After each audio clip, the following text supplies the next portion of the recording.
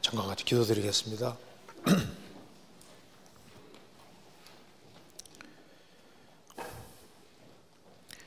자비로우신 우리 아버지 하나님,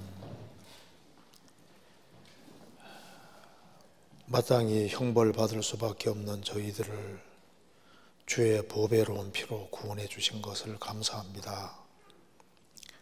역사의 마지막 시대를 살아가는 저희들에게 이 귀한 복음을 알게 하시고 주의 크신 은혜와 사랑 가운데 살게 해주시는 것을 감사합니다.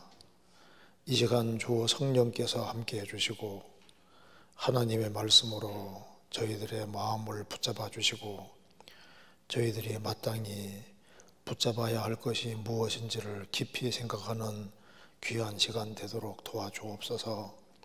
살아계신 하나님 말씀으로 우리 영혼을 환하게 비춰주시고 저희들 가운데 주 안에 합당하지 못한 것이 있으면 깨닫도록 도와주시고 주님의 말씀으로 깨끗하게 만들어 주옵소서.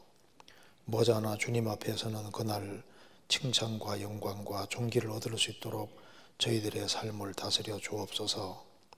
그리고 교회가 계획한 모든 일에 주님이 앞서 행해 주시고 주의 역사와 능력을 더욱 나타내 주시고 저희를 주 안에서 다 귀하게 쓰임받도록 도와주옵소서. 앞으로 있을 학예 수양에 또 많은 사람들이 구원함을 얻을 수 있도록 역사해 주시고 도와주옵소서. 또 국내와 해외 모든 구원받은 식구들 일일이 함께 해주시고 특별히 해외에 선교하는 선교사님들 가정가정마다 주님이 지켜주시고 도와주옵소서. 오늘 모든 시종 함께 해주시고 도와주시기를 간절히 의지하오며 우리 구주 예수 그리스도 이름으로 기도하옵나이다. 아멘. 성경 욥기 27장 찾겠습니다.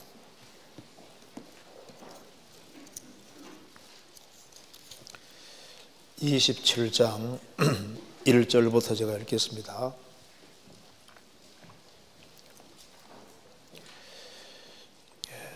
욥이 또 비사를 들어 가로되 나의 의를 빼앗으신 하나님, 나의 영혼을 괴롭게 하신 전능자의 사심을 가리켜 맹세하노니 나의 생명이 아직 내 속에 완전히 있고 하나님의 기운이 오히려 내 코에 있느니라. 결코 내 입술이 불의를 말하지 아니하며 내 혀가 긍휼을 바라지 아니하리라.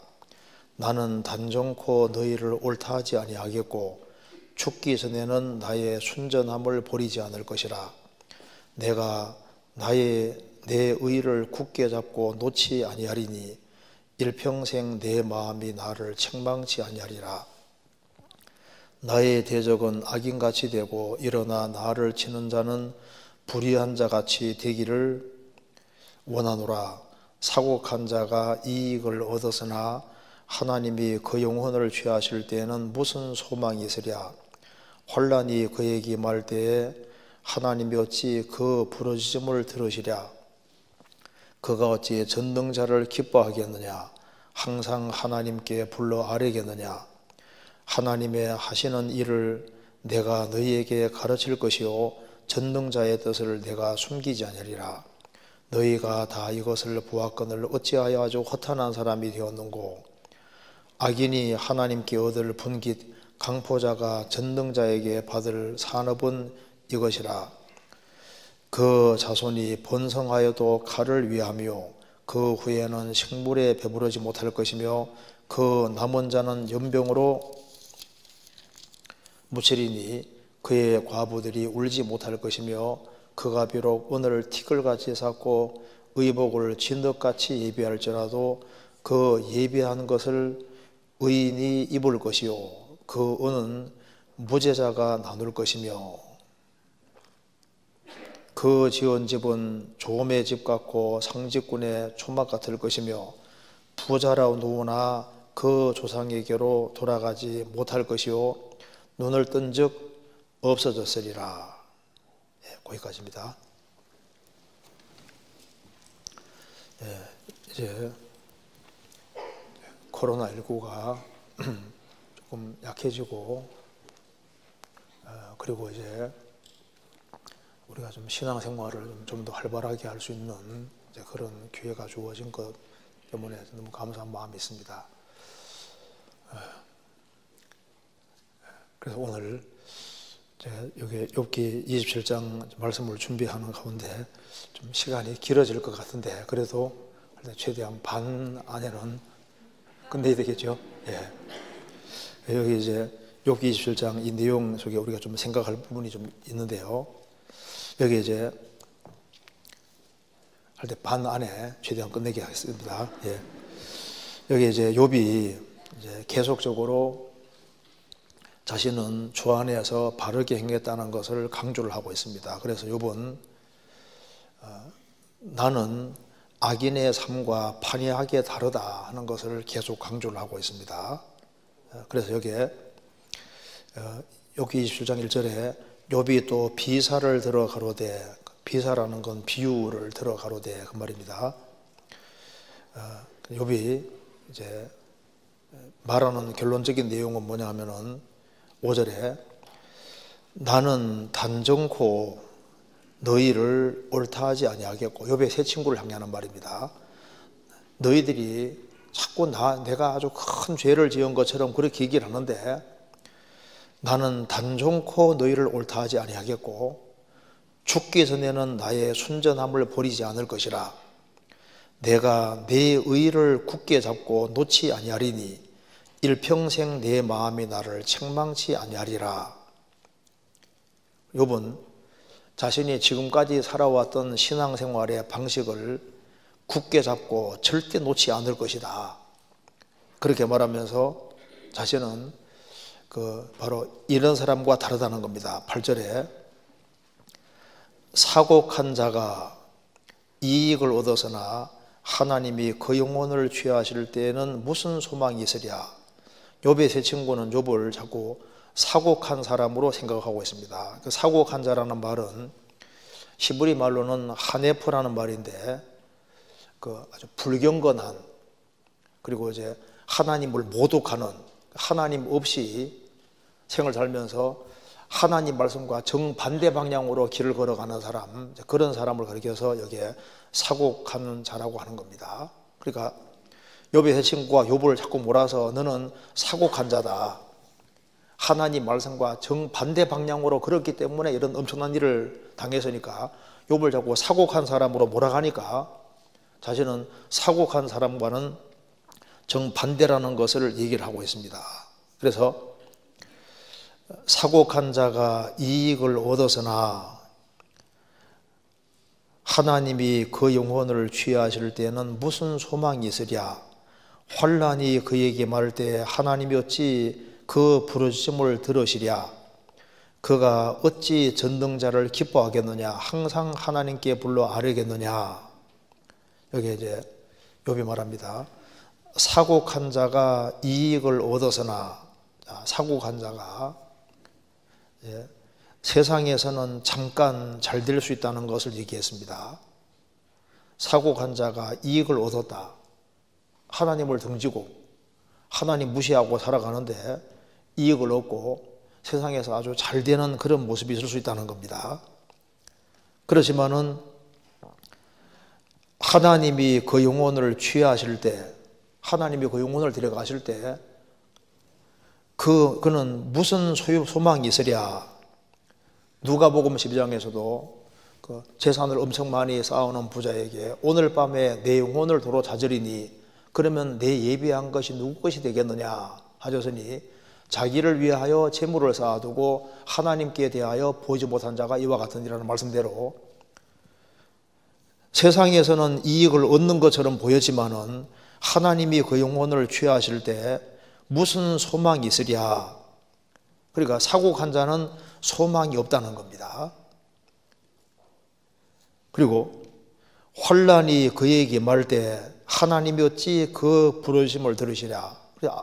이제 여기 사곡한 자는 엄청난 환난이 닥쳐올 때 그때 하나님께 부르실 때 그것이 중심에서 참된 부르짖음이 아니기 때문에 하나님이 듣지 않으실 거다 그 말입니다. 그리고 그가 어찌 전능자를 기뻐하겠느냐, 항상 하나님께 불러 아뢰겠느냐. 아기는 여기 말씀한 대로 전능자를 기뻐하지도 않고 항상 하나님께 불러 아뢰겠느냐, 자기 편리할 때 아쉬울 때만 하나님 부르는 것처럼 하지 실제로 부르는 것이 아닌다는 겁니다. 그러면서 욥은 말합니다. 의인은 고난을 당하지만은 그는 소망이 있다는 걸 말하면서 나는 사곡한 자가 아니라고 말하고 있습니다. 16절에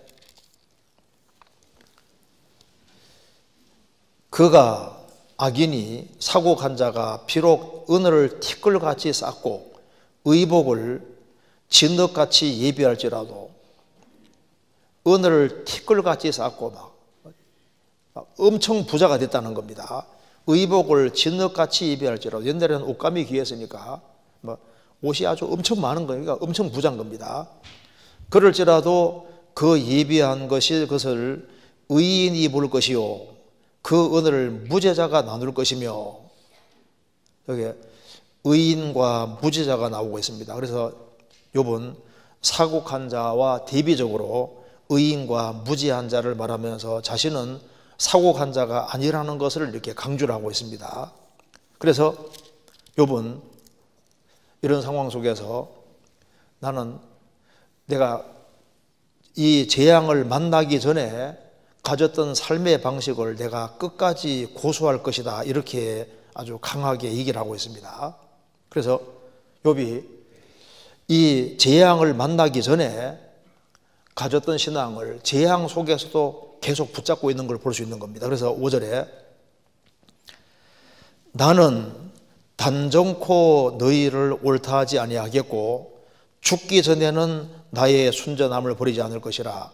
내가 내 의를 굳게 잡고 놓지 아니하리니 일평생 내 마음이 나를 책망치 아니하리라. 그래서 욥이 굳게 붙잡는 것이 있습니다. 우리 신앙생활 속에서도 우리가 굳게 붙잡아야 될 것이 있습니다. 그래서 우리가 오늘 우리가 굳게 붙잡아야 할 것들, 이 제목으로 조금 생각을 해보겠습니다. 욥은 어떤 것을 굳게 붙잡고 있었을까요? 여기 욥기 27장 10절에 그가 어찌 전능자를 기뻐하겠느냐. 욥은 전능하신 하나님을 정말 기뻐하며 살았습니다. 그는 하나님을 굳게 붙잡는, 그러니까 이 재앙을 만나기 전에도 하나님을 굳게 붙잡고 있고 이 재앙을 만난 이후에도 하나님에 대한 신앙을 굳게 붙잡고 있습니다. 그리고 그는 하나님 말씀을 굳게 붙잡고 있습니다. 욥기 23장 12절에도 말씀하기를 내가 그의 입술의 명령을 어기지 아니하고 일정한 음식보다 그 입의 말씀을 귀히 여겼구나. 그는 밥보다 하나님 말씀을 더 귀하게 여긴 사람입니다. 그러니까 그는 하나님에 대한 신앙을 확실하게 붙잡고 있고 그리고 하나님 말씀을 굳게 붙잡고 있는 사람인 겁니다. 그리고 10절에 그가 어찌 전능자를 기뻐하겠느냐, 항상 하나님께 불러 아뢰겠느냐. 그는 항상 하나님께 불러 아뢰었던 사람입니다. 그는 기도를 붙잡고 있는 사람이었잖아요. 그러니까 하나님께 대한 신앙, 그리고 하나님 말씀을 붙잡고 있고 그는 기도를 붙잡고 있는 사람입니다. 그리고 또 그가 뭘 붙잡고 있냐 하면 여기에 5절에 나는 단정코 너희를 옳다하지 아니하겠고 죽기 전에는 나의 순전함을 버리지 않을 것이다. 그는 순전함을 굳게 붙잡을 것이라고 얘기를 했습니다. 자, 욥기 1장 잠깐 찾겠습니다.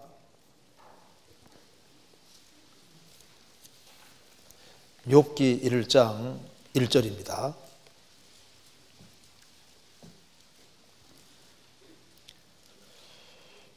우스 땅에 욥이라 이름하는 사람이 있었는데 그 사람은 순전하고 정직하여 하나님을 경외하며 악에서 떠난 자더라.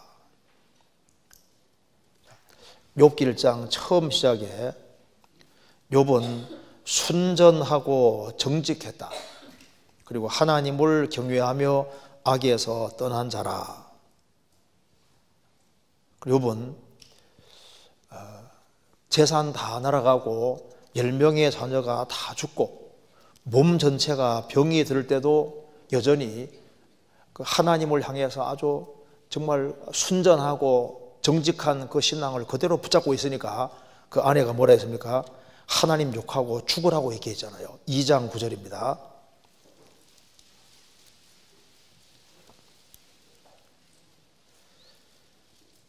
그 아내가 그에게 이르되 당신이 그래도 자기의 순전을 굳게 지키느뇨 하나님을 욕하고 죽어라. 재산이 다 날아가는 상황 속에서도 마음이 흐트러지지 않습니다.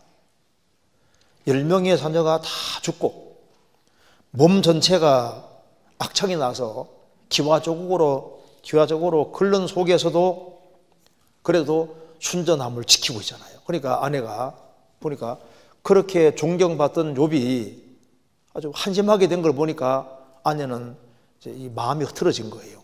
문제가 심각해진 겁니다. 그래서 아내가 말했습니다. 당신이 그래도 이런 엄청난 재앙을 만나고도 자기의 순전을 굳게 지키느뇨 하나님을 욕하고 죽어라. 그가 이르되 그대의 말이 어리석은 여자 중 하나의 말과 같도다. 우리가 하나님께 복을 받았은즉 재앙도 받지 않겠느냐 하고 이 모든 일에 욥이 입술로 범죄치 아니하니라. 그리고 세 친구가 와서 욥을 계속적으로 공격하는 그런 속에서도 자기의 그 신앙을 끝까지 아주 굳게 붙잡고 있습니다. 그래서 욥이 27장 욥기 27장 5절에서 나는 단정코 너희를 옳다 하지 아니하겠고 죽기 전에는 나의 순전함을 버리지 않을 것이다. 그러니까 하나님을 향해서 아주 순수한 신앙, 순전한 신앙, 그 하나님에 대한 그 신앙의 지조를 나는 끝까지 유지하겠다. 생을 살아가는 가운데 끝까지 고수해야 될 것이 있습니다. 요셉도 그 보디발 아내가 끊임없이 유혹을 했을 때 어떻게 했습니까? 내가 어찌 하나님 앞에서 이같이 큰 악을 행하리오. 그런 하나님을 생각하기 때문에 하나님께 득죄하지 않으려고 옷을 붙잡으니까 옷 놓고 도망가 버리지 않습니까? 그러니까 요셉은 하나님 앞에서 순전함을 지켰습니다. 바벨론 왕 느부갓네살이 풀무불을 끓이고 그게 우상 앞에 절하지 아니하는 사람은 풀무불에 집어넣는다고 했지 않습니까? 그때 그 다니엘의 세 친구는 풀무불에 들어가는 걸 알면서도 신앙을 지키잖아요. 그런 게 순전한 겁니다. 그래도 순전함을 지키느뇨. 이번 말합니다. 나는 나의 순전함을 버리지 않을 것이다. 나는 어떤 경우에도 나는 하나님을 향한 그 확실한 신앙, 주 안에서 바른 마음과 태도로 행하는 이것을 순수한 신앙을 나는 끝까지 고수하겠다. 자, 이렇게 아주 확고한 태도를 취하고 있습니다. 그러니까 마음과 태도가 정말 바르지 않습니까? 그리고 6절에 27장 6절에 내가 내 의를 굳게 잡고 놓지 아니하리니 일평생 내 마음이 나를 책망치 아니하리라. 내가 내 의를 굳게 붙잡고, 여기에 내 의라는 것은 이게 구원의 의를 말하는 게 아니고 욥은 지금 하나님 앞에서 자기가 신앙생활을 지금까지 잘해온 것들이 있지 않습니까? 그 방식을 끝까지 고수할 걸 말하는 겁니다. 그래서 내가 내 의를 굳게 잡고 놓지 아니하리니 일평생 내 마음이 나를 책망치 아니하리라. 시편 7편에 보면은 다윗이 하나님의 여호와의 의, 하나님 의와 자기 의를 얘기했습니다. 그러니까 다윗은 두 가지 의를 가지고 있습니다. 여호와의 의를 가지고 있고 자기 의를 가지고 있는데 여호와의 의는 하나님의 공로를 가리키는 겁니다. 자기 의는 이제 자기가 주님 앞에서 신앙생활 잘한 것을 자기 의라고 했고, 시편 18편에는 그 자기 의가 하나님 앞에 상이라고 얘기를 하고 있습니다. 우리 신앙생활을 잘한 것에 대해 주님 상을 주시지 않습니까? 한번 찾아볼까요? 시편 18편까지 보겠습니다. 자, 먼저 이걸 이해하기 위해서 먼저 여기 시편 7편부터 한번 잠깐 먼저 보겠습니다.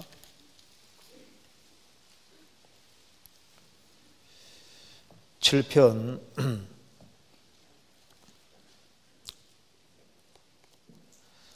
17절입니다. 7편 17절. 내가 여호와의 의를 따라 감사하며 지극히 높으신 여호와의 이름을 찬양하리로다.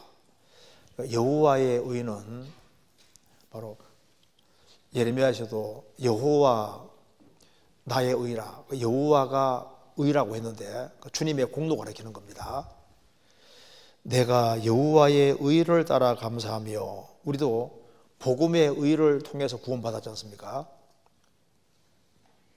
그런데 그 앞에 보면은 8절에 여호와께서 만민에게 심판을 행하시오니 여호와여 나의 의와 내게 있는 성실함을 따라 나를 판단하소서. 여기에 나의 의와 내게 있는 성실함은 주 안에서 신앙생활을 잘한 것을 가리켜서 자기 의라고 했습니다. 그래서 여기에 자기가 신앙생활을 잘한 의는 다윗이 상이라고 표현했습니다. 시편 18편입니다. 18편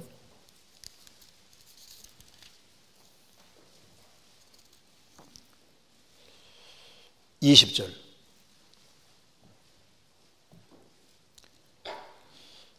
같이 한번 읽어보겠습니다. 여호와께서 내 의를 따라 상 주시며 내 손에 깨끗함을 조차 갚으셨으니, 여호와께서 내 의를 따라 상 주시며 내 손에 깨끗함을 조차 갚으셨으니, 그러니까 내 의라는 것이 이제 내가 주님 앞에서 바르게 정직하게 올바르게 행한 것을 가리켜서 이걸 나의 의라고 하는 겁니다. 그러니까 이 말이 이해되죠? 욥기 다시 보시겠습니다. 27장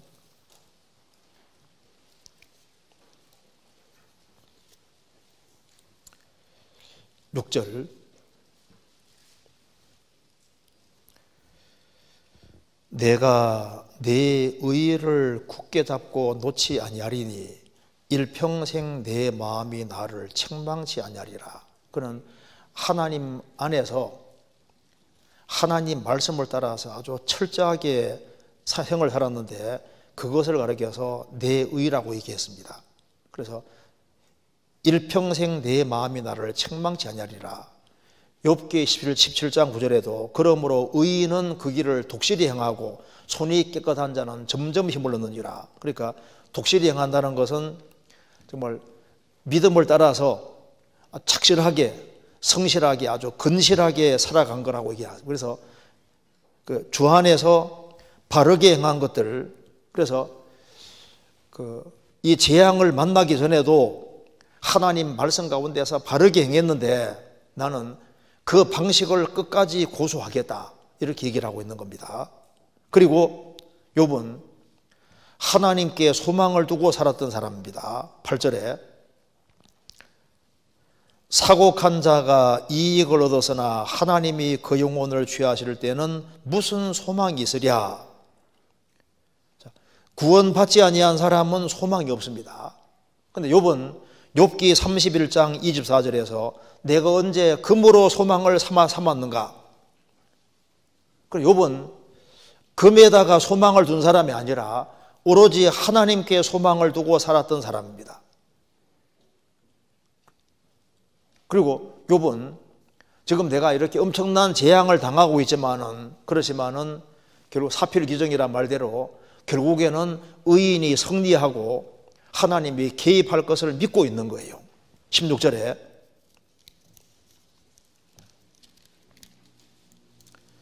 그가 악인이 비록 은을 티끌같이 쌓고 의복을 진득같이 예비할지라도 그 예비한 것을 의인이 입을 것이요 그거는 무죄자가 나눌 것이며, 하나님이 살아계시니까 결국에는 하나님은 의인 편이고 무죄자 편이기 때문에 결국은 하나님 뜻대로 의인이 결국은 축복받는 쪽으로 될 거라는 것을 믿고 있는 거예요.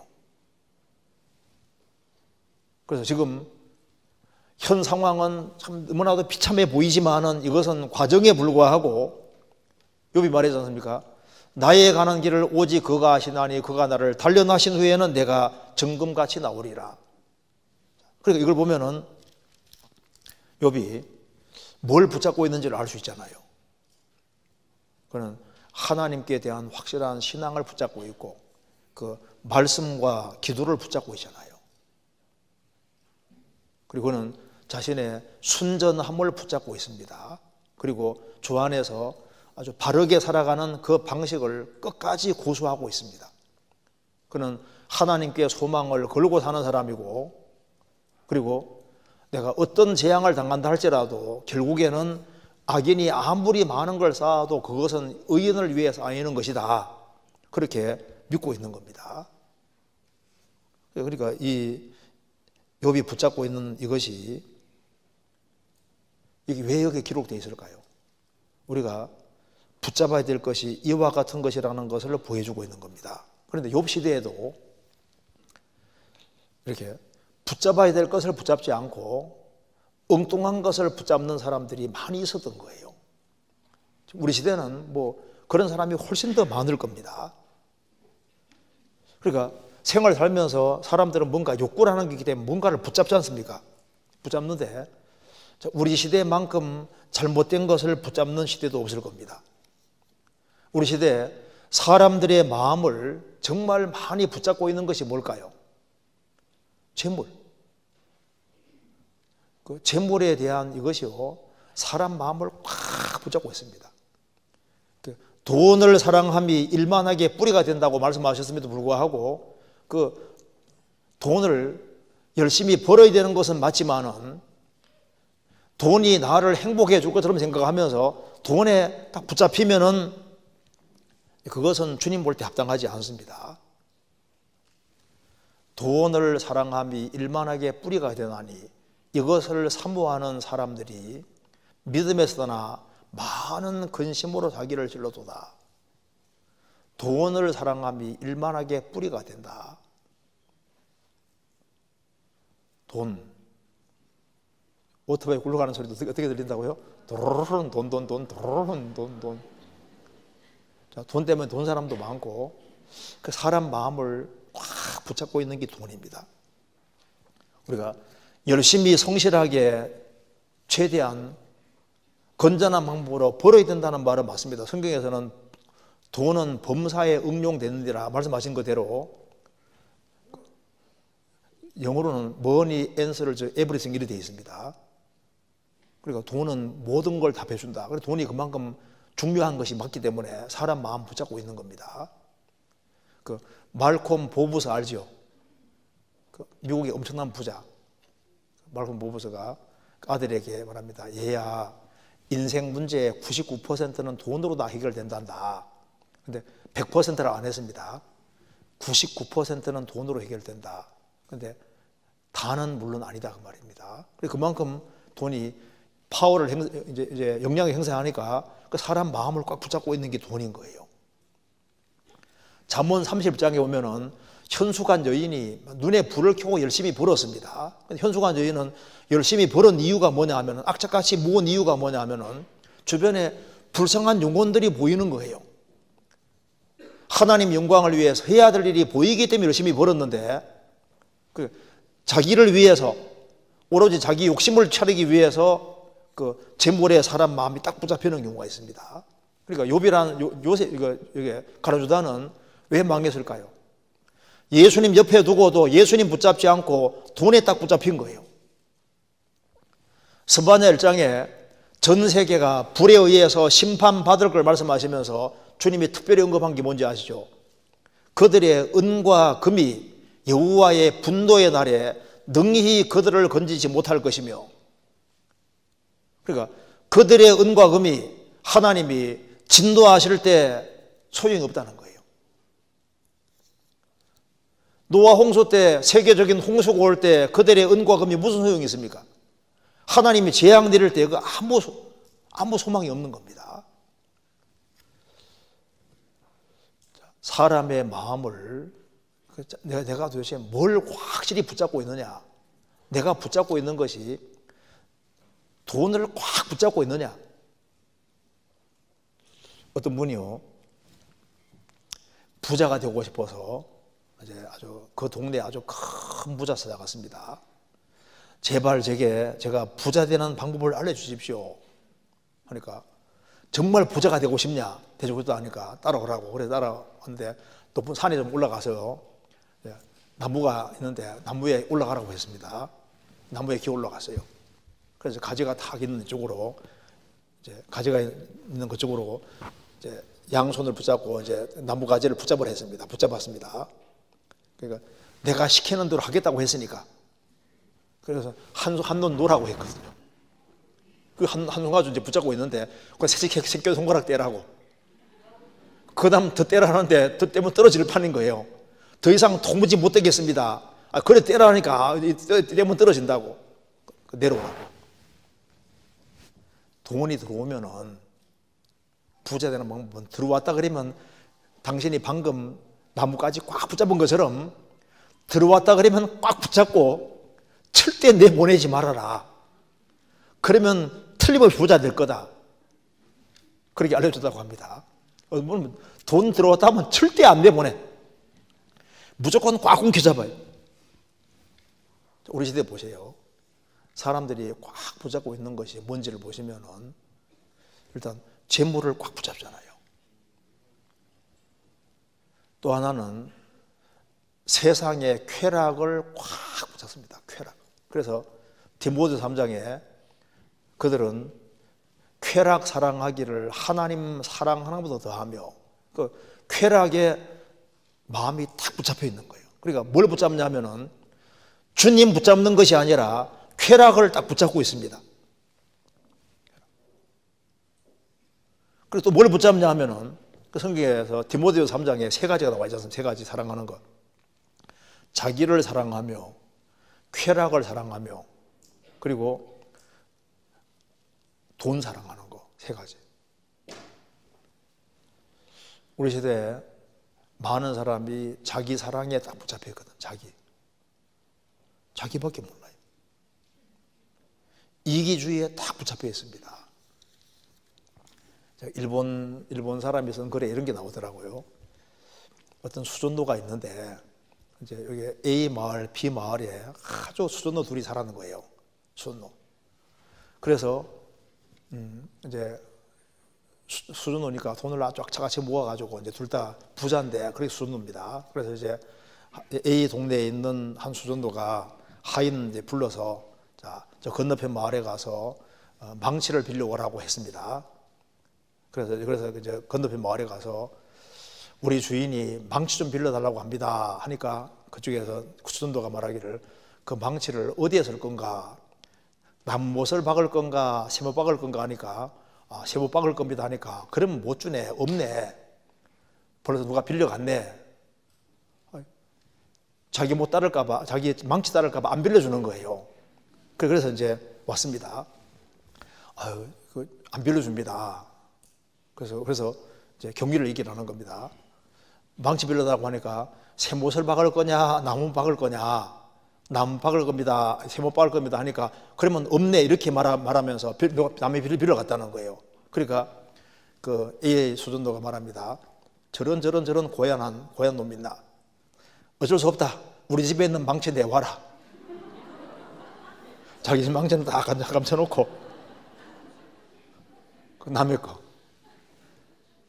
자, 우리 세상에 보면요, 별 사람도 다 있습니다. 근데 요압 같은 경우는 어디에 붙잡힌 줄 아시죠? 요압은 다윗의 군대 장관입니다. 그렇게 충성스러운 군대 장관 요압이 어디에 붙잡혔냐 하면은 명예에 딱 붙잡힌 거예요. 군대 장관이라는 명예에 붙잡혀서 아브넬이라는 사람이 자기보다 좀 높아질 것 같으니까 아브넬을 쳐내고 죽이잖아요. 살해합니다. 자기보다 의로운 사람을 죽이지 않습니까? 그리고 또 누굴 죽이냐면은 아마사가 또 자기보다 앞장서겠다 싶으니까 아마사를 죽여버립니다. 그는 자기보다 더 의로운 사람을 죽였는데, 왜냐하면은 명예에 딱 붙잡히는 거예요. 군대 장관이라는 그것에 붙잡혀서 그렇게 해서 결국은 그는 몰락하고 하나님의 징계를 받게 됩니다. 어떤 사람은 술 같은데 마음이 딱 붙잡혀요. 술병은 절대 못 나. 그 술 때문에 가정이 파괴가 되고 문제가 되고 자식들이 문제가 되는데 술병을 꽉 붙잡는 거예요. 어떤 사람은 가정생활 속에서 그 간음죄라든가 이것이 가정을 파괴하고 자식들을 파괴시키는데 그거 붙잡고 안 놓지 않습니까? 이 세상이나 세상에 있는 것들을 사랑치 말라. 누구든지 세상을 사랑하면 아버지 사랑이 그 속에 있지 아니하니 이는 세상에 있는 모든 것이 육신의 정욕과 안목의 성욕과 이생의 자랑이니 다 아버지께로 쫓아온 것이 아니요 세상으로 쫓아온 것이니라. 우리가 세상에 살아야 되는 것은 맞지만은 이 세상이나 세상에 있는 것들을 사랑치 말라. 예수님이 바다 위를 걸으신 걸 뭘 가르치는 겁니까? 예수님은 세상에 살지만 세상을 발로 밟은 거잖아요. 어떤 사람들은 주님을 바라보는 것이 아니라 썩어질 사람이 우상이 돼서 그 썩어질 사람을 모델로 삼고 썩어질 사람에게 딱 마음이 딱 붙잡혀서 스타일을 또 그대로 하고 따라가거든요. 어떤 사람은 히틀러가 자기 우상이에요. 히틀러를 붙잡고 그래서 성령을 몇 번이나 계속해 히틀러처럼 얼굴 모습도 바꾸고 그런 사람이잖아요. 어떤 사람은 정말 썩어질 사람에게 딱 붙잡혀 있습니다. 우리 시대에 많은 사람들이 잘못된 기준을 붙잡고 있기 때문에 그래서 잘못된 기준을 붙잡고 있으니까 모든 가치관이나 모든 것이 다 달라져 가는 거예요. 제가 보니까 이런 얘기가 있더라고요. 이생망 무슨 말인지 아시죠? 이생망이 뭔지 아시죠? 이 세상에서는 망했다. 남들은 뭐 좋은 집도 있고 좋은 자가용 걸려고 잘 돼 가는데 나는 왜 이 모양의 꼴하냐? 그게 망한 겁니까? 예수님은 가난한 자가 오히려 복이 있다고 했잖아요. 애통하는 자가 복이 있다고 했습니다. 만사가 잘 풀리면은 그럼 행복이고 안 풀리면 불행이냐 그 말입니다. 그런 것이 다 가치관이 잘못돼서 그런 거예요. 신앙생활하는 속에서도 서문화 교회는 때거리도 먹을 때거리도 없잖아요. 환난과 궁핍이 있고 장차받을 환난이 있는데 주님이 부유하다고 하셨고 라오디게아 교회 성도들은 우리는 부자라 부유하여 부족한 것이 없다 하는데 주님께서는 말씀하시기를 너의 가난한 것과 가련한 것과 눈먼 것과 벌거벗은 걸 알지 못하노도다. 구원받은 사람도 육신적으로 돈 잘 벌리고 만사가 잘 돼가면은 그러면은 하나님께 축복받고 있고 가정적으로 어려우면 축복 안 받고 있는 겁니까? 그러니까 하나님 말씀을 제대로 붙잡고 살지 아니하면은 잘못된 기준 가지고 할 수도 있는 거예요. 우리가 붙잡아야 될 것을 붙잡아야 되는 겁니다. 이 마귀는 정말 붙잡고 물고 늘어지는 것은 마귀가 정말 잘해요. 마귀는 틈만 있으면 비집고 들어와서 약점이 생기면요 약점을 끝까지 계속 물고 늘어지잖아요.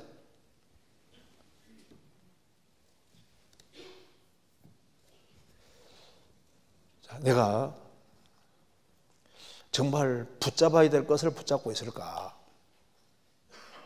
그걸 우리가 좀 생각을 해봐야 됩니다. 우리 그 옛날에 그 시골에 살 때 막 가시던 물 같은 거 막 이렇게 헤치고 이렇게 숲을 지나다니다 보면 그 도깨비 바늘 아시죠? 우리 옛날에 지나다면 도깨비 바늘 어떻게 잘 달라붙는지. 삿가 쪽에는 접착력이 얼마나 강한지 딱 붙었다면 안 떨어진다고 하지 않습니까? 배 바닥 같은 데도 붙으면 잘 안 떨어지, 거의 안 떨어집니다. 요즘 악교 같은 크리산들이 적어진다는 말도 있는데 정말 매달려야 될 것에 매달리고 붙잡을 것을 붙잡아야 되는데 그렇지를 못한 경우가 많은 것 같습니다. 어떤 사람이 이제 친구 둘이 같이 배를 타고 가다가 강에서 배를 타고 가다가 장난치다가 이제 배가 전복이 돼버린 겁니다. 그래서 이제 떠내려오는데 조금 더 가면은 이거 완전히 그냥 이제 폭포로 떨어지는 거예요. 죽는 겁니다. 그래서 헬리콥터가 와서 줄을 내려주면 줄을 붙잡으라고 하는데 한 친구는 줄을 붙잡았고 한 친구는 줄이 내려왔음에도 불구하고 통나무가 보이니까 통나무 붙잡은 거예요. 통나무 크게 보이거든. 근데 그건 절벽인데 폭포로 떨어지는 건데. 그래서 줄을 붙잡은 친구는 살고 통나무 붙잡은 친구는 죽는다 그 말입니다. 그러니까 잘못된 걸 붙잡으면 죽을 수 있는 거지 않습니까? 신앙생활은 아주 간단합니다. 붙잡아야 될 것을 붙잡는 이것이, 순종한다는 게 무슨 말입니까? 주님 붙잡으라는 걸 딱 붙잡는 게 순종이고, 주님이 버리라는 걸 버리는 것이 그게 순종과 복종의 길이고, 그게 행복한 길이 되는 겁니다. 믿음의 조상 아브라함은 주님이 붙잡으라는 걸 붙잡고 버리라는 걸 버렸잖아요.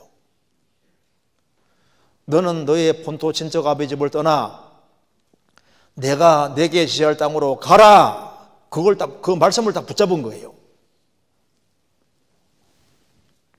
그러니까 하나님이 붙잡으라는 것을 붙잡아야 되는데, 롯 같은 경우는 하나님 말씀을 따라 같이 나왔는데 끝까지 하나님 말씀 붙잡지 않고 자기의 생각 따라서 소돔 고모라로 들어가서 불 가운데 얻는 구원이 되지 않습니까?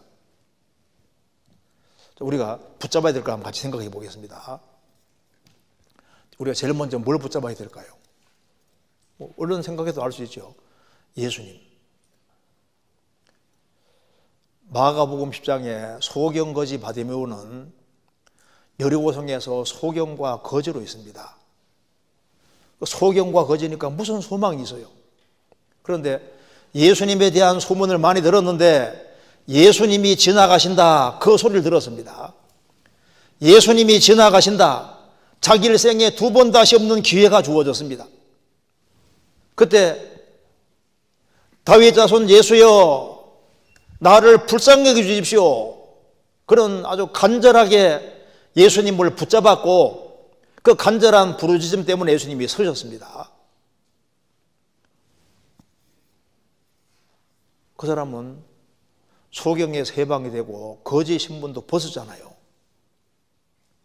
그러니까 일생에 한 번 지나가는 기회인데 그 기회를 탁 잡은 거라고요. 예수님이 여러 곳 지나가실 때 세리장 삭개오도 그 예수님이 지나가는 그 길에 예수님을 딱 붙잡은 겁니다. 12회를 혈류증 앓던 여인도 12년 동안 자기 혈류증을 고치기 위해서 돈 허비 다 하고 의사들을 찾아다니면서 돈 써서 돈 다 허비하고 있던 것도 다 허비하고 병이 더 중해졌습니다. 근데 예수님이 지나가실 때 예수님 옷자락을 딱 붙잡았지 않습니까? 당장 고침을 받았습니다. 자, 주님을 붙잡는 사람, 그 사람이 그 가장 지혜로운 사람인 겁니다. 성경 여기 아가서 3장 4절을 찾겠습니다.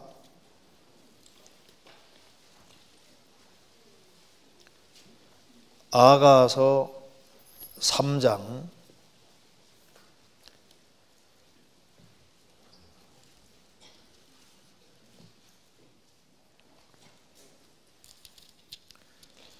4절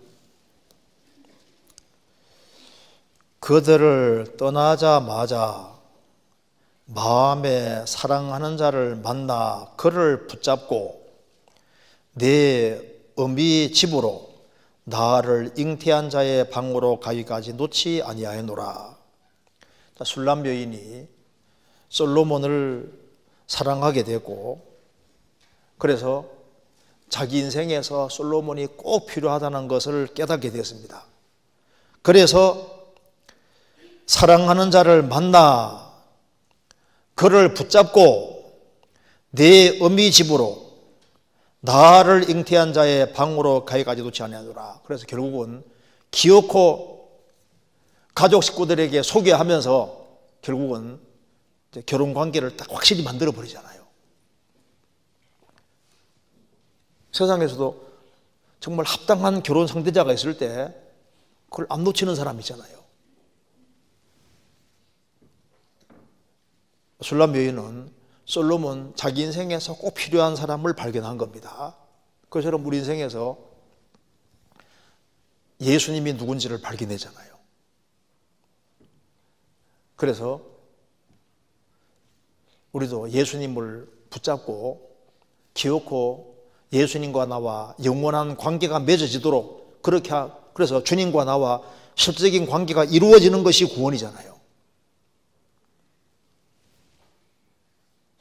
구원을 받을 때 우리가 주님과 연결이 된 겁니다. 그리고 신앙생활 속에서도 우리가 주님과 나 사이에는 그 거리가 멀어지면 안 돼요. 주님과 거리가 멀어지면은 그 일생에서 최고 불행이라고 할 수 있습니다. 창세기 32장의 야복강에서 야곱이 예수님하고 씨름합니다. 그 성경에 호세아서 예수님이라고 나와 있습니다. 그 씨름한 천사와 씨름했다는데 예수님과 씨름한 거예요. 밤새도록 씨름하면서 나 좀 가게 두드려 하니까 붙잡고 안 놓아주잖아요. 당신이 내게 축복하기까지는 내가 놓아줄 수 없습니다. 야곱은 정말 주님께 끝까지 매달렸고 그래서 하나님께서 거기에서 축복해 줬습니다. 거기에서. 그러니까 야곱은 얍삽하다, 교활하다, 간사한 뜻이지만은 그는 하나는 잘 하잖아요. 붙잡는 것은 두 번째가라면 서러운 사람이 바로 야곱입니다. 그는 붙잡아야 될 것을 붙잡잖아요. 에서하고 야곱과 씨름해서 기어코 장자 명분 그거 딱 붙잡는 거 봐요. 바로 그는 영원한 축복을 사모했고 영원한 축복을 붙잡았습니다. 복 자체가 되신 주님과 씨름해서 영원한 축복을 받잖아요. 감리교 창시자 요한 웨슬레 동생 찰스 웨슬레는 요한 웨슬레보다 조금 전에 구원을 먼저 받았습니다. 그는 찬송시를 많이 지었는데 찬송가에 만입이 내게 있으면 그 입 다 가지고 그 노래 지은 사람도 찰스 웨슬레입니다. 찰스 웨슬레가 한 글을 제가 읽어드리겠습니다. 당신이 예수님입니다. 예수님이 벗어나기 위해 아무리 힘쓴다 할지라도 나는 내가 잡은 것을 절대로 놓지 않겠나이다. 당신이 예수님이 나를 위해 죽은 바로 그 사람입니까? 예수님의 사랑의 신비를 알려주셔서 예수님의 이름을, 예수님의 본질을 알 때까지 씨름해서라도 나는 절대로 예수님을 보내지 않겠나이다. 예수님이 바로 나를 위해 죽으신 바로 정말 그분입니까? 그 사랑의 신비를 제게 알려주십시오. 내가 주님을 더 할 수 있도록 내가 씨름해서라도 예수님을 절대 보내지 않겠습니다. 자, 예수님께 매달리는 사람은 그 축복입니다. 누가복음 24장에 엠마오로 가는 두 제자 아주 슬픈 모습으로 지금 엠마오로 가고 있습니다. 예수님이 이제 중간에 끼어드셨습니다. 자, 너희들이 나누는 얘기가 뭐냐? 아, 당신은 큰일이 된 걸 모릅니까? 무슨 일인데? 예수님은 말과 일에 능한 선지자인데 예수님이 죽으셨다는 거예요. 그래서 굉장히 슬퍼하고 있는 겁니다. 그래서 예수님이 구약 성경을 들어서 예수님이 죽고 부활할 걸 쭉 성경으로 설명해 주셨습니다. 그러니까 그들의 마음이 뜨거워지기 때문에 이제 예수님이 지나가려고 하니까 예수님 딱 붙잡았잖아요. 붙잡고 같이 좀 갑시다. 같이 유속하러 갑시다 하고 예수님을 끌어들입니다. 예수님이 더 가리는 것처럼 하는데 예수님을 딱 붙잡잖아요. 그때 안 붙잡았으면 지나가는 거예요. 붙잡았습니다. 그때 주님께서 그들의 눈을 열어주셔서 예수님인 걸 딱 깨닫게 도와주셨잖아요. 예수님이 지나다니시는데 그냥 간절한 마음이 없었으면요 그냥 놓치는 거예요. 성경 한번 찾아보시겠습니다. 누가복음 24장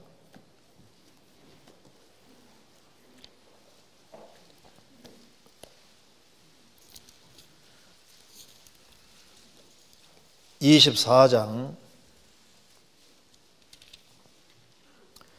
28절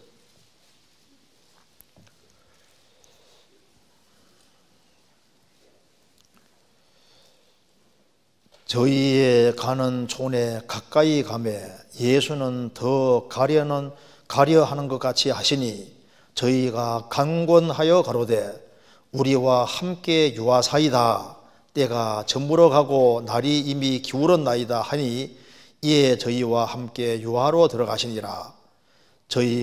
저희와 함께 음식 잡수실 때 떡을 가지사 축사하시고 떼어 저희에게 주시매 저희의 눈이 밝아져 그인 줄 알아보더니 예수는 저희에게 보이지 아니하시더라. 자, 예수는 더 가리는 같이 그냥 예수님은 지나가려고 하는데 잘 가세요 그렇게 했으면 그때 얘기 나눴던 분은 예수님인지 알 수가 없잖아요. 근데 마음에 너무 감동이 되기 때문에 좀 강권해서 우리와 함께 유하사이다. 그러니까 강권하니까 주님이 같이 그들과 함께 같이 가셔서 음식 잡수실 때 눈을 딱 밝게 딱 주신 거예요. 그러니까 그 강권 간절한 마음이 없었으면은 주님이신 줄 주님과 대화하고도 주님인지 모를 수 있잖아요. 자, 그러니까 우리가 붙잡아야 될 것이 내가 정말 예수님을 붙잡고 있을까? 인생 살아가면서 쌍기엇이 몇 개 있어야 된다고 하잖아요. 쌍기엇이 뭐가 있어야 된다고요? 꿈이 있어야 되고 끼가 있어야 되고 맞아요. 끈도 있어야 되고 여러 가지 있어야 된다고 하는데 사실 끈 이제 이게 인간관계입니다. 연결되는 관계. 그 관계를 맺는 것 중에서 제일 중요한 관계가 뭘까요? 주님과 나하고 관계 이 끈이 확실히 되는 거예요. 그렇잖아요.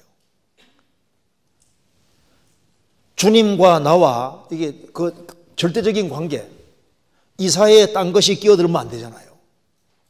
그러니까 다른 건 다 놓치더라도 예수님을 굳게 붙잡는 사람, 그 사람은 영원한 축복인 겁니다.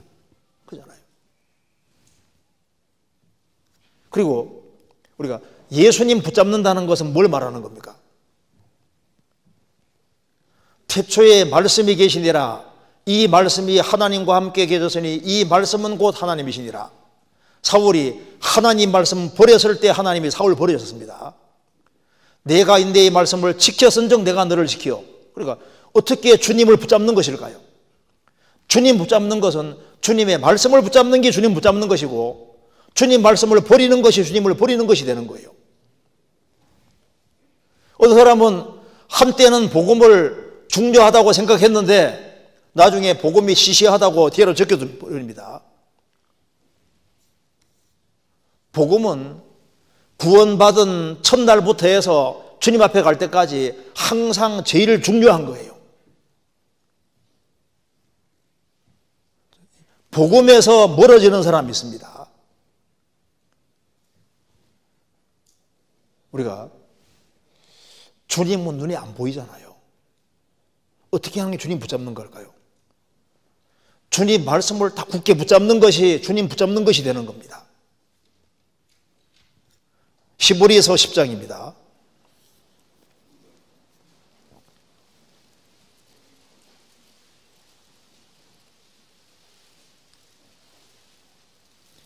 히브리서 10장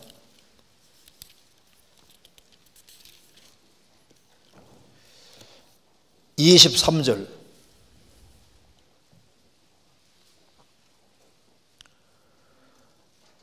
또 약속하신 이는 믿으시니 우리가 믿는 도리의 소망을 움직이지 말고 굳게 잡아.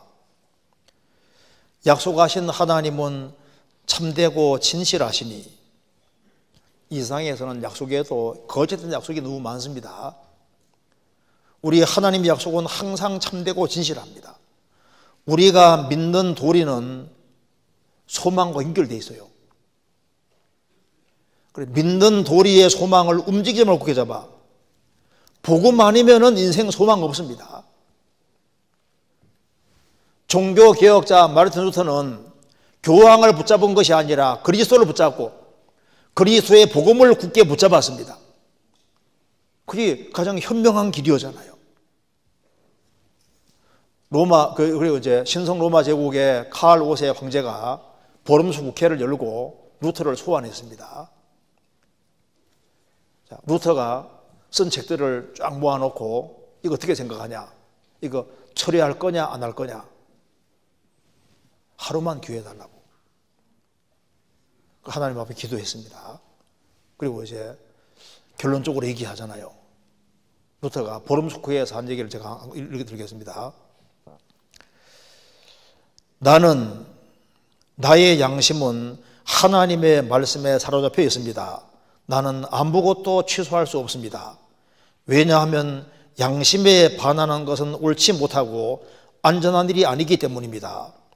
하나님이여, 내가 여기 있습니다. 나를 도우소서. 까딱하면 화형당할 수도 있습니다.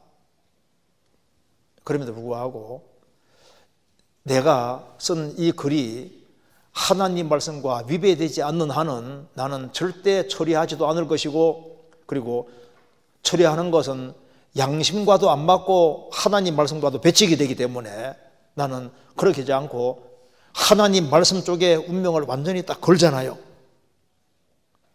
그것 때문에 루터 통해서 얼마나 많은 사람들이 주님 품에 들어오고 얼마나 많은 사람이 구원받게 되었습니까? 그는 복음을 굳게 붙잡았던 거예요.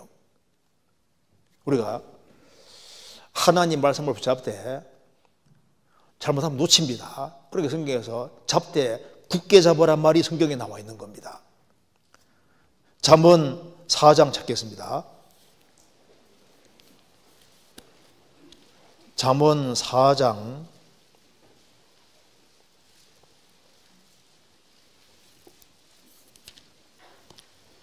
13절.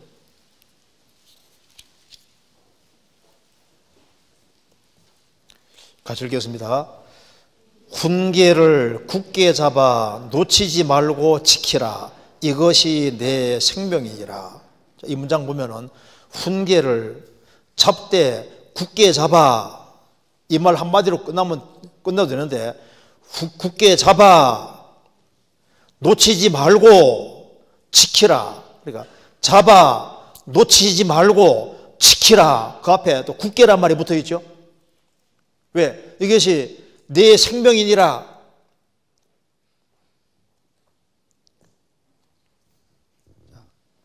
훈계를 잡아라. 놓치지 말고 잘 간직하고 지키라.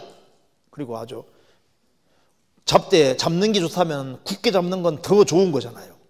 우리 시대에 잘못된 지식이 너무너무 많습니다. 그런데 하나님 말씀은, 성경이 말씀하기를 율법의 한 획이 떨어짐보다 천지 없음이 쉬우리라. 이 성경의 한 획을 천지와 비교했는데 세상에 아무리 많은 책과 이 하나님 말씀의 한 문장하고 비교할 수 없잖아요. 근데 머릿속에 별로 중요한 거 아는 것들이 가득히 들어있고 정말 중요한 하나님 말씀이 들어가 있지 않은 겁니다. 훈계를 굳게 잡아 놓치지 말고 지키라. 이것이 내 생명이니라. 빌립보서 2장입니다.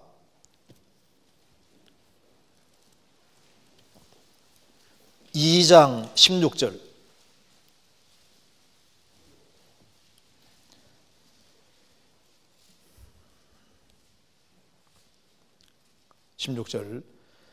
생명의 말씀을 밝혀 나의 다름질도 떼지 아니하고 수고도 떼지 아니하므로 그리스도의 날에 나로 자랑할 것이 있게 하려 함이니라. 생명의 말씀을 밝혀 2번 밑에 뭐라 했습니까? 혹 붙들어 되죠. 그러니까 생명의 말씀을 밝혀 붙들어 하나님 말씀을 잘 붙들고 달려가야만 다름질이 헛되지 아니하게 되고 수고되지 아니하게 되고 그리스도의 날에 자랑할 것이 있게 되는 겁니다. 성경은 신비한 힘이 있습니다. 다른 책과 성경은 달라요. 성경이 갈 때는 항상 그 옆에 성령이 같이 가시거든요. 살리는 것은 영이니 살리는 것은 성령이시니 육은 무의가 아니라 내가 너에게는 말이 영요 생명이니라. 성경은 신비한 힘이 있습니다. 하나님 말씀은 살아있거든요. 그래 보니까 히틀러 경호원 중에 쿠르트 바그너라는 사람이 있었는데 히틀러를 신처럼 숭배했습니다. 근데 히틀러가 이제 전쟁에 패해서 자살하니까 자기의 모든 신념과 희망이 사라져 버렸습니다. 그래서 그가 히틀러 뒤를 따라서 자살하려고 했는데 마지막으로 커피 한 잔을 이렇게 자살하기 전에 커피 한 잔을 마셨는데 성경이 눈에 띄는 거예요. 그래서 성경을 이렇게 읽다가 성경에 빠져들었고 그래서 결국은 성경에서 인생 문제 찾아야 되고 싶어서 한 목사님을 찾아갔고 그래서 그 목사님을 통해서 이제 그 인생 문제 풀고 죄 문제를 풀고 진정한 평안 얻었다 그 말입니다. 성경은 우리가 성경으로 우리가 구원받았잖아요. 다른 책은 사람 구원 못합니다. 성경은 죄와 허물로 죽었던 영혼도 살리시는데 구원받은 영혼을 변화시킬 수 있는 힘이 있죠. 러시아에서 있었던 실화라고 합니다. 한 농부가 이제 공산화가 되기 전에는 성경책을 자유롭게 볼 수 있었는데 성경책을 몰수 이제 공산주의 들어오면서 몽땅 몰수를 당했는데 성경책을 보고 싶은데 볼 수 있는 길이 없는 거예요. 그래서 농사 지으면서 하나님 제발 성경 하나 내려주세요, 성경 하나 내려주세요 계속 기도했습니다. 기도했는데 그 밭이 기찻길 옆인 거예요. 근데 이제 한 목사님이 이제 기차를 타고 쭉 가는 가운데 그 KGB하고 이렇게 비밀경찰하고 얘기를 하게 된 겁니다. 근데 비밀경찰이 성경 말씀에 대한 관심을 가지는 것처럼 보이기 때문에 품속에 있는 성경을 딱 끄집어내서 이제 찾아가지고 성경을 설명해 주니까 비밀경찰이 성경 보고 놀래가지고 그 성경을 붙잡아가지고 창밖에 확 던졌습니다. 던졌는데 농부는 하나님 저 성경 하나 주세요 하고 계속 기도하고 있는데 뭐가 하나 슉 날아와 품에 안겼는데 보니까 성경책인 거예요. 그래서 성경을 열심히 읽고 이렇게 해가지고 나중에 확실한 신앙 가지고 야 성경에는 침대 받으라고 하는데 그 침대를 해줄 사람을 찾다가 나중에 한 사람 만나게 됐는데 스토리를 들어보니까 그 성경 한번 보자고 보니까 자기 성경인 거예요. 목사님. 이제 그런 일이 있었다고 합니다. 어쨌든 간에 이거 하나님 말씀을 자기 것으로 만들기에 제일 좋은 길이 뭡니까? 영혼 속에 딱 집어넣는 거예요. 옛날에는 성경 뺏어가는 일이 많았습니다. 그 박해시대에 성경을 빼앗기는 일이 많았기 때문에 그래서 너는 마태복음 외워 마가복음 외워 해가지고 쫙 외워서 다 뺏기면요 그 다음에 이제 같이 모였을 때 성경을 이제 한 권씩 외웠으니까 그래가지고 같이 모임도 하고 이렇게 했다고 하잖아요. 이 성경이 너무너무 중요한 겁니다. 우리 시대에 소리가 이기는 시대이기 때문에 하나님 말씀을 정말 다 굳게 붙잡아야 되는 거예요. 항상 기뻐하라. 쉬지 말고 기도하라. 범사에 감사하라. 이는 너희를 향하신 하나님의 뜻이니라. 제가 그래 보니까 이런 게 나옵니다. 감사 분량이 큰 것이 곧 행복의 분량이라는 데 맞는 거예요. 어떤 상황에서든 간에 감사 분량이 큰 사람과 행복의 분량 큰 것은 연결되어 있는 것이 맞잖아요. 그리고 우리가 뭘 붙잡아야 되냐 하면 여기에 골로새서 2장입니다. 2장 19절.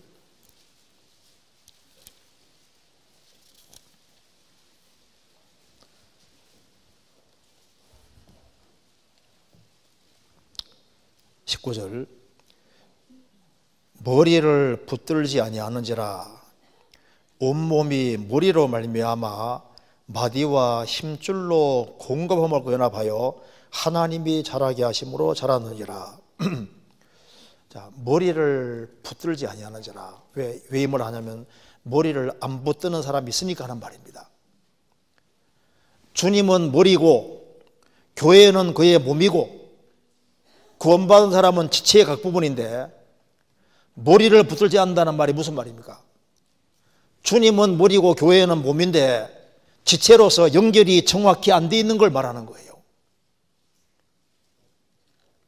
그래서 내가 구원을 받은 사람으로서 주님은 교회의 머리고 교회 통해서 주님 뜻을 실행하시는데 그 머리를 어떻게 붙잡느냐? 이 손은 지금 몸에 딱 붙어 있는 것이 머리 붙잡고 있는 거잖아요. 구원받은 무리 가운데 동고동락하고 그렇게 해서 정말 머리를 붙잡는 사람 그 사람은 주님께로부터 정확히 공급을 받을 수 있습니다. 그렇잖아요. 머리를 붙잡아야 된다. 그리고 뭘 붙잡아야 되냐 하면은 요한계시록 2장입니다.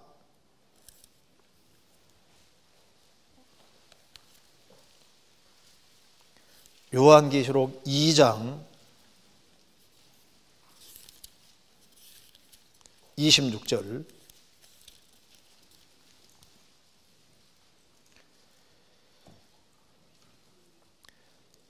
이기는 자와 끝까지 내 일을 지키는 그에게 만국을 다스리는 권세를 주리니. 그리스도에게 하는 말입니다. 이기는 자와 끝까지 내 일을 지키는 그에게 만국을 다스리는 권세를 주리니. 끝까지 내 일을 지키는 그에게. 주님이 내게 맡기신 일이라면은 끝까지 충성할 필요가 있습니다. 한 사람이 이런 얘기를 했습니다. 우주에서 사람이 자기가 어떤 일을 해야 할지를 알아내는 것이 모든 일 중에서 가장 첫 번째 할 일이다. 자신이 해야 될 일을 정확히 찾는 것이 제일 중요하고 내가 그 일을 찾았다고 생각이 들면은 그 일에 대해서 최선을 다하는 것이 그게 지혜다 그 말입니다. 자, 그리스도인으로서 내가 해야 될 일이 뭔지를 찾아야 되거든요. 교회 안에서도 내가 할 일이 있다고요. 자기 할 일을 찾고 그것이 주님이 내게 맡기신 일이라는 확신이 있으면은 그것을 끝까지 고수하는 것이 그 지혜인 거예요. 요한계시록 3장 11절입니다.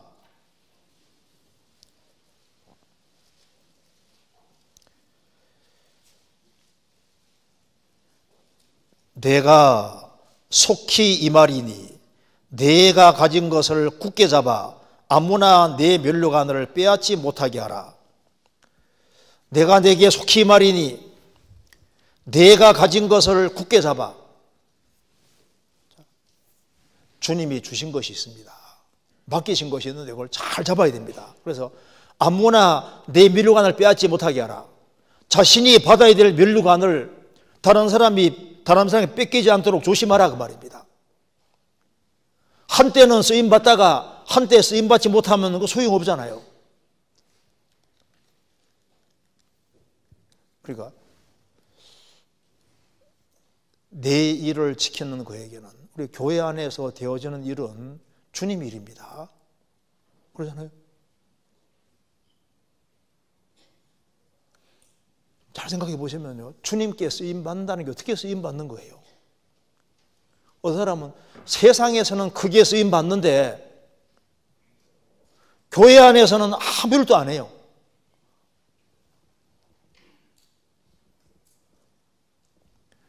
그가 지체의 각 부분으로 잘 연결되어 있으면 주님이 자연스럽게 사용하십니다. 빗자루도 자기 위치만 딱 있으면 때가 되면 다 사용되거든요. 사용을 하는데 빗자루가 있어야 될 자리에 안 있어요. 못 쓰임받지 못하잖아요. 자기 위치를 잘 지켜야 됩니다. 그리고 우리가 신앙생활하는 가운데 다른 사람에게 좌우되지 말고 자기 순전함을 자기 신앙을 딱 지켜야 되는 거예요. 그래도 당신은 자기 순전함을 굳게 지키느뇨. 누가 뭐래도 자기 신앙에서는 물러가면 안 되는 겁니다. 내가 다른 건 다 손해보더라도 주님 앞에서 신앙생활 잘하는 것은 손해보지 말아야 됩니다. 그걸 뭐로 만회하겠냐 그 말입니다. 세상 사람들은 보다가도 안 볼 사람들입니다. 그런데 주님은 영원히 봐야 될 분인데 주님 앞에서 내가 순전함 지키고 신앙생활 잘한 것에 대해서는 손해보면 안 되는 거예요.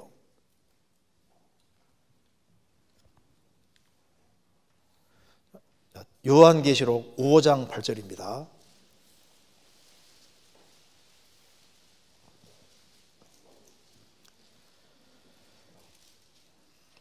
책을 취하심에 네 생물과 24장도들이 어린 양 앞에 엎드려 각각 금은고와 향이 가득한 금 대접을 가졌으니 이 향은 성도의 기도들이라. 여기에 보좌 앞에 네 생물은 이제 서랍 천사를 가리키는 것이고 24장도들은 신구약 시대 성도를 대표해서 하는 말입니다. 그런데 그들이 뭘 가지냐면은 각각 금은고와 향이 가득한 금 대접을 가졌다. 자, 그러니까 두 개를 손에 가지고 있습니다. 꽉 붙잡고 있는 게 뭐냐면은 금은고를 가지고 있습니다. 그러니까 찬송 가지고 있고 향이 가득한 금 대접을 가졌으니 이 향은 성도의 기도들이라. 뭘 가지고 있습니까? 찬송과 기도를 딱 가지고 있는 거예요. 자, 어떤 경우에도 하나님 찬송하기를 잊지 말아라. 하나님은 기쁠 때나 슬플 때나 하나님으로 기뻐하고 하나님 즐거워하는 그걸 기뻐하십니다. 항상 기뻐하라. 여기 금을 가지고 있다는 게 하나님으로 항상 기뻐하고 살아가는 그 모습이잖아요. 찬송을 잘 못하는 사람도 하나님으로 기뻐하고 살아가면 그게 찬송하는 거랑 마찬가지입니다. 그리고 기도를 가지고 있습니다. 기도. 고민하기보다는 주님 앞에 무릎 꿇고 기도하는 것이 그게 지혜로운 거예요. 여기에 금은고와 금 대접을 가졌다. 그 모세 시대에 그 사내 아이들이 다 죽는 그 시대에 모세는 왜 건진받았을까요? 다 죽어가는 그 자리에 그때 요셉은 믿음의 사람으로서 정말 하나님께 계속 기도한 겁니다. 기도한 거예요. 그래서 하나님께서 모세라는 사람이 다 죽어가는 그 자리에서 모세는 건진받았는데 거기에 요셉의 기도가 있는 겁니다. 그러니까 내 입을 넓게 열라 내가 채우리라고 말씀하신 대로지 않습니까? 우리가 믿음, 소망, 사랑 이거 항상 가지고 있어야 되는데 특별히 뭘 붙잡아야 되냐면은 에베소 6장에 말한 대로 믿음의 방패를 가지고 믿음 방패 모든 것 위에입니다.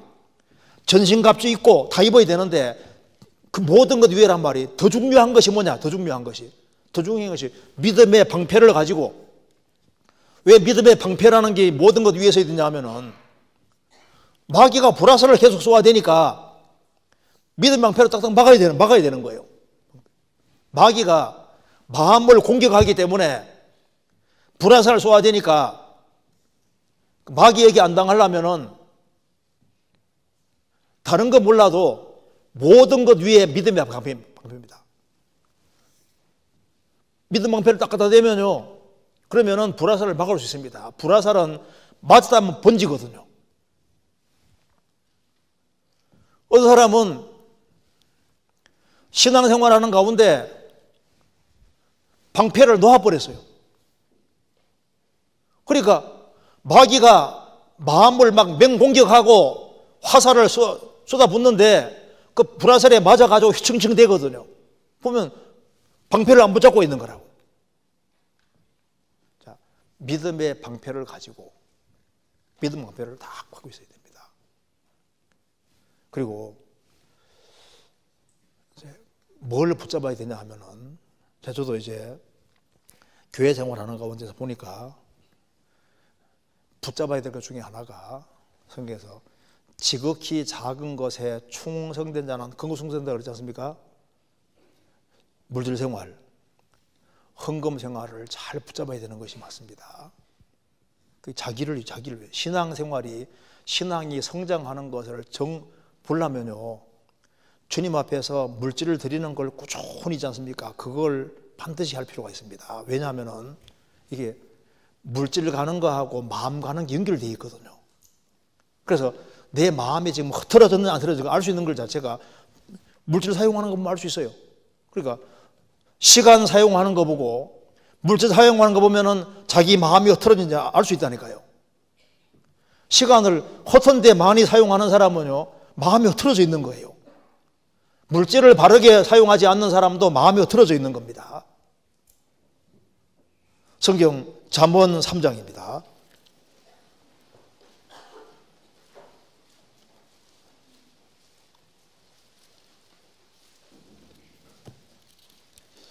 (3장) 9절.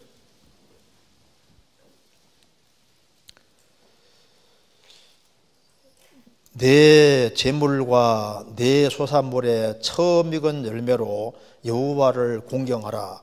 그리하면 내 창고가 가득히 차고 내 즙털에 새 포도즙이 넘치리라. 우리 수원교회는 참 구원받은 식구들이 헌금 생활을 아주 잘하고 있다고 생각합니다. 그런데 그것이 자기 신앙 성장하는 거와 연결이 돼 있고, 실제로 신앙생활에서 이게 중요한 겁니다. 그까짓 거 물질가 아니에요. 그까짓 거 물질, 그까짓 것이 아닙니다. 세상에서는 이 재물이 왕노릇하고 있습니다. 그렇기 때문에 물질을 귀하게 바르게 사용할 수 있는 사람은, 그게 주님 앞에 마음이 바르게 돼 있어야만 물질 생활도 바르게 할 수 있는 거예요. 그래서 말라기 3장 읽어보시면은 너희들 내게 돌아오라 하니까, 우리 어떻게 돌아가야 되겠습니까 하니까, 야, 너희들이 회개하고 어떻게 하라고 한 게 아니라 물질 생활부터 바르게 해봐, 이렇게 말씀했잖아요. 근데 그게 사실 지혜인 겁니다. 물질이 있는 곳에는 반드시 마음이 가게 되어 있습니다. 왜 어느 순간부터 교회 애착이 없어졌습니까? 왜 성도 사랑하는 마음이 왜 식었습니까? 왜 내 신앙생활이 왜 흐트러졌습니까? 헌금 이게 아무것도 아닌 것 같죠? 그 물질 생활을 바르게 하는 것이, 바르게 할 때 마음에 기쁨도 생기고 보람도 생기고, 그리고 주님 앞에 정말 하나님께서 그리하면 내 창고가 되기 자고 내 즙털에 새 포도즙이 넘치리라. 물질 생활을 바르게 할 때 주님이 또 도와주시는 것도 있습니다. 그래서 돈 흐트르게 막 사용하는 거, 그거 주님 앞에 합당하지 않습니다. 그리고 또 한 가지는, 제가 가정생활에서 붙잡아야 될 것을 잘 붙잡아야 되는 거예요. 제가 한번 글을 하나 읽어드리겠습니다. 제가 내용이 좀 좋아서 한번 읽어드리겠습니다. 그 신문에 나온 것 한번 읽겠습니다. 성형외과 의사인 맥스웰 몰처 박사가 쓴 책에 실린 내용인데, 한 여자가 자신의 남편 문제로 몰처 박사를 찾아왔다는 겁니다. 이 남편은 집에 불이 났을 때 자기 부모님을 구하려다가 얼굴에 큰 화상을 입었다는 거예요. 그러나 그 남편의 노력에도 불구하고 그의 부모님은 이제 모두 목숨을 잃었고, 그 남편은 죄책감에 시달리면서 우울증까지 겪었고, 남편은 그 화상 때문에 얼굴이 막 아주 흉측하게 일그러져서 그날 이후에는 아무도 안 만났다는 겁니다.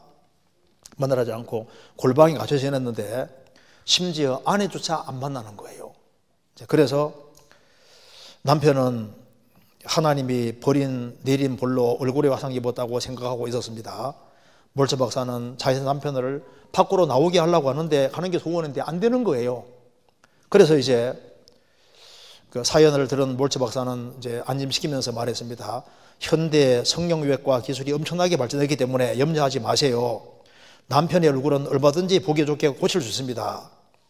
그런데 이 여인은 몰체 박사에게 충격적인 제안을 했습니다.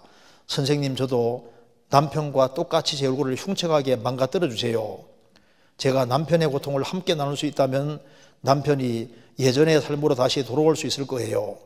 저는 남편을 정말 사랑해요. 남편과 함께 있고 싶어요. 제 얼굴을 흉측하게 만들어서 그렇게 될 수 있다면 저는 그 길을 택하고 싶어요. 몰체 박사는 자신이 직접 남편을 만나서 수술을 권하기로 결심했습니다. 그래서 남편이 숨어 지내는 골방 앞에서 문 두드렸는데 대답을 안 하는 겁니다. 그래서 나는 당신이 여기 있는 걸 압니다. 그리고 내 목소리를 들을 수 있다는 사실도 잘 압니다. 나는 성형외과 의사 몰체입니다. 나는 얼마든지 당신의 얼굴을 예전과 똑같이 고칠 수 있습니다. 그런데도 대답이 없는 거예요. 그래서 이렇게 말했습니다. 당신 부인이 당신을 얼마나 사랑하는지 아십니까? 당신 부인은 당신이 밖으로 나올 수만 있다면 당신의 얼굴과 똑같이 흉측하게 망가뜨려 달라고 요청했습니다. 이보다 당신을 더 사랑하는 사람이 어디 있단 말입니까? 이 말이 끝나자 잠시 무거운 침묵이 흘렀습니다. 그리고 그토록 오래 잠겨있던 방문이 삐걱 열리면서 나왔고 수술을 받았다 그 말입니다. 자, 이걸 보면은 사람 마음을 붙잡고 하는 것이 그 사랑하는 마음, 이것이 있잖아요. 그러니까 가정생활에서 자녀가 틀어지고 남편이 틀어지고 아내가 틀어지고 할 때도 그걸 잘 봉합하는 길 자체가 뭘까요? 그게 사랑이 사람 마음 움직이는, 결국은 사랑이 사람 마음 움직이는 거예요. 그렇지 않습니까? 우리는 왜 부르심을 받았을까요? 우리는 영생을 취하도록 부르심을 받았습니다. 여기 한 군데 찾아봅시다. 디모데전서 6장입니다. 6장 12절.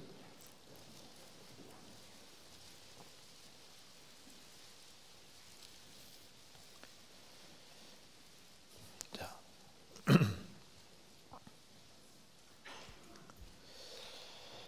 믿음의 선한 싸움을 싸우라. 영생을 취하라. 이를 위하여 내가 부르심을 입었고 많은 증인 앞에서 선한 증거를 하여도다. 디모데에게 바울 사도가 말했습니다. 믿음의 선한 싸움을 싸우라. 영생을 취하라. 이 무슨 말입니까? 영생을 얻은 사람에게 영생을 취하라는 것이 뭡니까? 영원히 남은 것을 위해서 투쟁하고 영원히 남을 것을 취하라 그 말입니다. 어떻게 영생을 취하는 것일까요? 복음 전해서 다른 사람들이 구원받고 영생 얻으면 영생을 취하는 게 되는 거잖아요. 신앙이 어터러진 사람을 신앙생활 잘하도록 이끌어주면 영생을 취하는 게 되는 겁니다. 우리에게 기회들이 지나가고 있습니다. 봉사할 수 있는 기회가 주어질 때 그 봉사할 기회를 잘 붙잡아야 되는 거예요. 전도할 기회가 있을 때 전도할 기회를 잘 붙잡아 주는 되는 겁니다. 우리가 우리 손을 내밀어서 우리가 붙잡아 줄 수 있는 길이 있을 때 그 기회를 놓치지 말아야 되는 겁니다. 붙잡으라고. 그런데 참 아쉬운 것은 붙잡아야 될 것을 붙잡지 않고 놓치는 불행한 일이 있지 않습니까? 그러니까 가룟유다는 에서 같은 사람은 장자 명분을 붙잡아야 되는데 그걸 손 놓아 버리잖아요. 무엇은 아브라함과 함께 있는 길을 택해야 되는데 그걸 놓치고 소돔으로 갔습니다. 가룟유다는 예수님을 옆에 두고 잃어버리지 않습니까? 십자가에 배주가던 강도도 예수님 놓쳤습니다. 어떤 사람은 봉사할 기회가 주어졌는데 그 기회를 놓칩니다. 우리의 손은 우리가 붙잡아야 될 것이 있기 때문입니다. 욥은 자신이 붙잡아야 될 것을 끝까지 붙잡는 길을 택했습니다. 이게 참 지혜잖아요.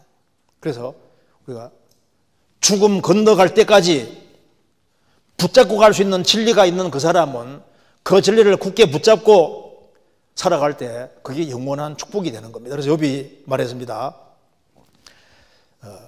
죽기 전에는 나의 순전함을 버리지 않을 것이라. 내가 내 의를 굳게 잡고 놓치지 아니하리니.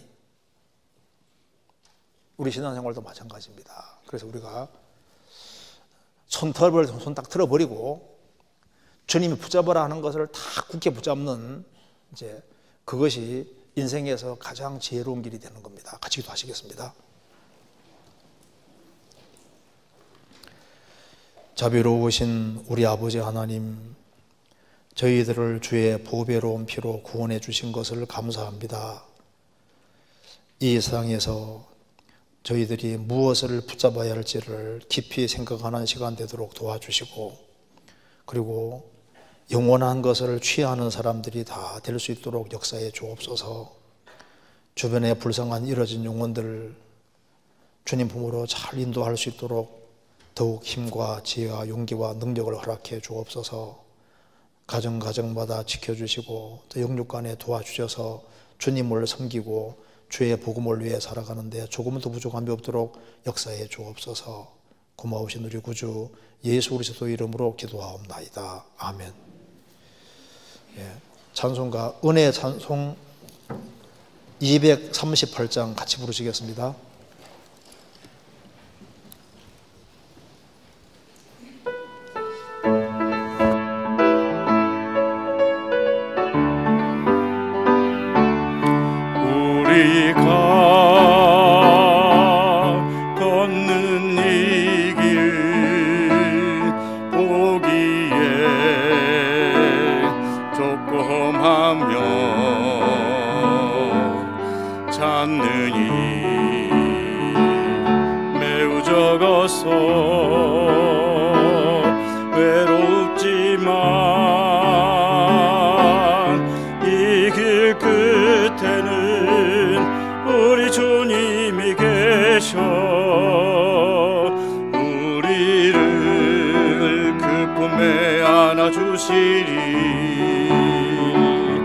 세상 사람들 우리들을 보며 어리석다고 조롱하지만 이 길을 가는 자마다 영원히 주와 살리라.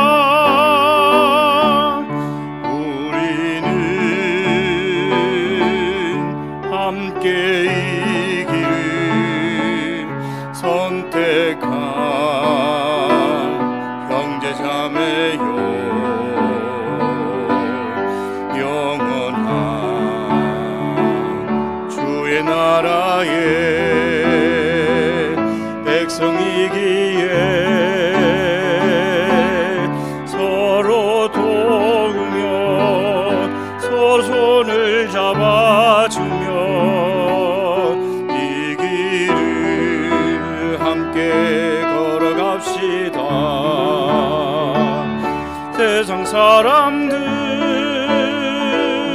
우리들을 보며 어리석다고 조롱하지만 이 길을 가는 자마다 영원히 주와 살리라.